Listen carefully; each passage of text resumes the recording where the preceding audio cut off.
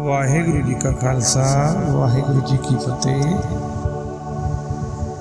आओ गुरु प्यारिओ, जपजी साहिब जी की दूसरी पौड़ी दी पंजवीं पंक्ति दी विचार आप जी नाल सांझे करते हुए इस लड़ीवार जिहड़ी विचार है इसनूं वधांदे हैं जी। इस तो पिछली पंक्ति विच धन गुरु नानक साहिब महाराज ने सिद्धां नूं फरमान किया सीगा, एक ना हुक्मी बख्शीश एक हुक्मी सदा भवाई है। महाराज कहते हैं कई तो उस प्रभु परमात्मा के हुक्म दे विच रजा विच रह के बख्शीशां प्राप्त कर रहे हैं ते जन्म मरण का जिहड़ा चक्कर है उसनूं वो खत्म कर रहे हैं।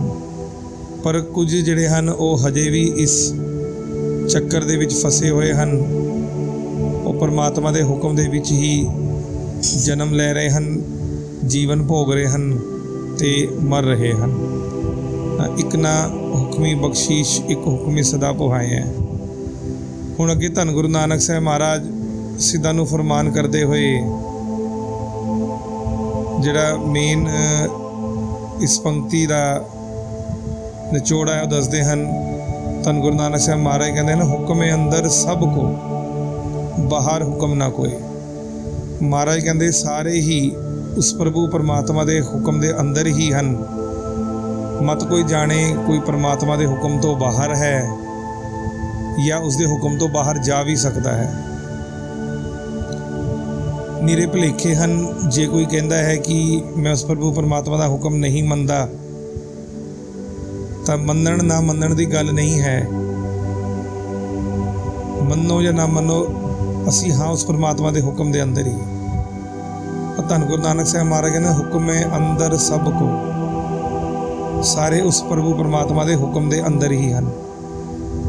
जिवें कि सागर के अंदर एक मछली है, वो कदी सागर के अंदर नूं चली जाती है, पानी के अंदर चली जाती है, कदी वो सागर की लहरां तो उत्ते छालां मारती है, कदी वो एक किनारे चली जाती है, कदी वो दूजे किनारे चली जाती है, कदी वो उस लहर के बहाव वाल बह लेंदी है, कदी वो उस लहर के बहाव के उल्ट भी बहन की कोशिश करती है।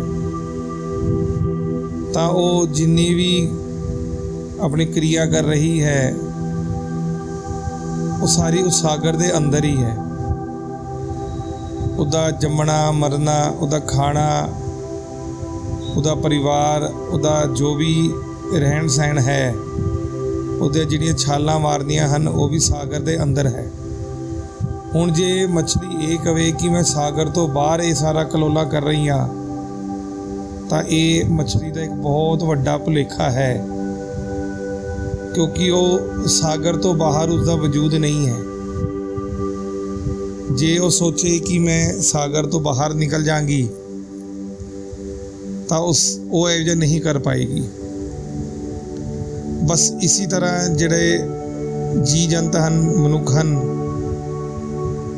वो इस जीवन नूं भोगदे होए उत्तम नीच हो रहे हैं, सुख दुख जिहड़े हैं वो भोग रहे हैं, सारियां क्रिया कर रहे हैं। पर जे वो कहण कि असीं परमात्मा के हुक्म तो बाहर हाँ, तो ये उस तरह के मछली वर्गा हो जाएगा जिवें मछली सोचती है कि मैं सागर तो बाहर जा सकती हूँ। धन गुरु नानक साहिब महाराज समझाते हैं कि हुक्म अंदर सब को बाहर हुक्म ना कोई। उस प्रभु परमात्मा के हुक्म तो बाहर कोई भी नहीं है। ये साडी अज्ञानता है जो असीं सोचते हाँ कि ये जो हो रहा है वो मेरे करके हो रहा है।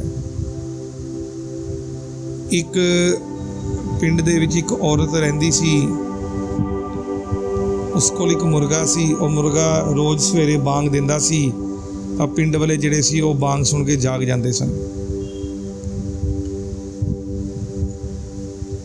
इस औरत नूं एक दिन घमंड हो गया, इसनूं लग्या कि सवेरा तां हुंदा है, सूरज तां चढ़दा है क्योंकि जिहड़ा मेरा मुर्गा है बांग दिंदा है।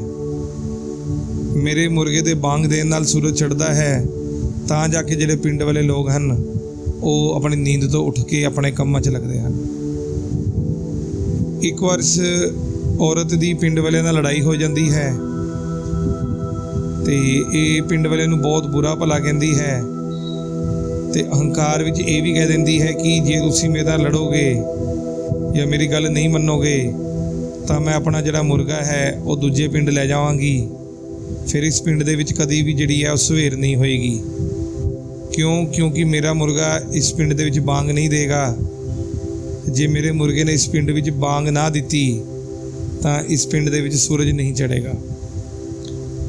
ਉਹ ਇਸ ਘਮੰਡ ਨੂੰ ਲੈ ਕੇ ਇਹ ਪਿੰਡ ਛੱਡ ਕੇ ਦੂਸਰੇ ਪਿੰਡ ਚਲੀ ਜਾਂਦੀ ਹੈ ਤੇ ਉੱਥੇ ਜਦੋਂ ਸਵੇਰੇ ਇਹਦਾ ਮੁਰਗਾ ਜੋ ਸਹਿਜ ਸੁਭਾਅ ਨੇ ਬਾਂਗ ਦੇਣੀ ਹੀ ਹੈ, ਬਾਂਗ ਦਿੰਦੀ ਹੈ ਤਾਂ ਉਹ ਪਿੰਡ ਵਾਲੇ ਜਿਹੜੇ ਹਨ ਮੁਰਗੇ ਦੀ ਬਾਂਗ ਸੁਣ ਕੇ ਉੱਠ ਜਾਂਦੇ ਹਨ ਤੇ ਇਹਨੂੰ ਘਮੰਡ ਹੋ ਜਾਂਦਾ ਹੈ, ਹੰਕਾਰ ਹੋ ਜਾਂਦਾ ਹੈ ਵੀ ਦੇਖੋ ਜੇ ਮੇਰਾ ਮੁਰਗਾ ਨਾ ਹੋਵੇ ਤਾਂ ਸੂਰਜ ਵੀ ਜਿਹੜਾ ਹੈ ਉਹ ਨਹੀਂ ਚੜ੍ਹਦਾ। ਪਰ ਇਸ ਅਗਿਆਨ ਔਰਤ ਨੂੰ ਕੌਣ ਸਮਝਾਵੇ ਕਿ ਤੇਰੇ ਮੁਰਗੇ ਦੀ ਬਾਂਗ ਨਾਲ ਸੂਰਜ ਨਹੀਂ ਚੜ੍ਹਦਾ, ਸਗੋਂ ਸੂਰਜ ਚੜ੍ਹਨ 'ਤੇ ਤੇਰਾ ਮੁਰਗਾ ਜਿਹੜਾ ਹੈ ਉਹ ਬਾਂਗ ਦੇ ਰਿਹਾ ਹੈ। ਤਾਂ ਜੋ ਵੀ ਹੈ ਉਹ ਉਸ ਪ੍ਰਭੂ ਪਰਮਾਤਮਾ ਦੇ ਹੁਕਮ ਦੇ ਅੰਦਰ ਹੀ ਹੈ। ਮਤ ਜਾਣੋ ਕਿ ਹੁਕਮ ਤੋਂ ਬਾਹਰ ਸਾਡਾ ਕੁਝ ਵਜੂਦ ਹੈ ਜਾਂ ਹੁਕਮ ਤੋਂ ਬਾਹਰ ਵੀ ਕੁਝ ਹੈ। ਤਾਂ ਇਸੀ ਗੱਲ ਨੂੰ ਧੰਨ ਗੁਰੂ ਨਾਨਕ ਸਾਹਿਬ ਮਹਾਰਾਜ ਪੰਕਤੀਆਂ ਦੇ ਵਿੱਚ ਸਿੱਧਾਂ ਨੂੰ ਸਮਝਾਉਂਦੇ ਹਨ ਕਿ ਹੁਕਮੇ ਅੰਦਰ ਸਭ ਕੋ ਬਾਹਰ ਹੁਕਮ ਨਾ ਕੋਏ। ਉਸ ਪ੍ਰਭੂ ਪਰਮਾਤਮਾ ਨੇ ਇੱਕ ਨਿਯਮ ਬਣਾਇਆ ਹੈ ਜਿਸ ਨੂੰ ਅਸੀਂ ਹੁਕਮ ਕਹਿ ਰਹੇ ਹਾਂ। ਉਸ ਹੁਕਮ ਦੇ ਅੰਦਰ ਹੀ ਜਿਹੜਾ ਜੀ ਹੈ ਉਹ ਸੁੱਖ ਦੁੱਖ ਭਾਗ ਰਿਹਾ ਹੈ, ਉੱਤਮ ਨੀਚ ਹੋ ਰਿਹਾ ਹੈ।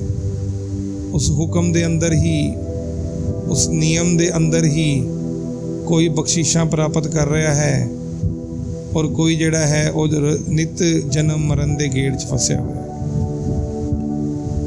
ਧੰਨ ਗੁਰੂ ਨਾਨਕ ਸਾਹਿਬ ਮਹਾਰਾਜ ਸਾਡੇ 'ਤੇ ਕਿਰਪਾ ਕਰਦੇ ਹਨ ਔਰ ਜਪਜੀ ਸਾਹਿਬ ਜੀ ਦੂਜੀ ਪੌੜੀ ਦੇ ਵਿੱਚ ਸਾਨੂੰ ਇਸ਼ਾਰਾ ਮਾਤਰ ਪ੍ਰਭੂ ਪਰਮਾਤਮਾ ਦੇ ਹੁਕਮ ਬਾਰੇ ਸੋਝੀ ਦਿੰਦੇ ਹਨ।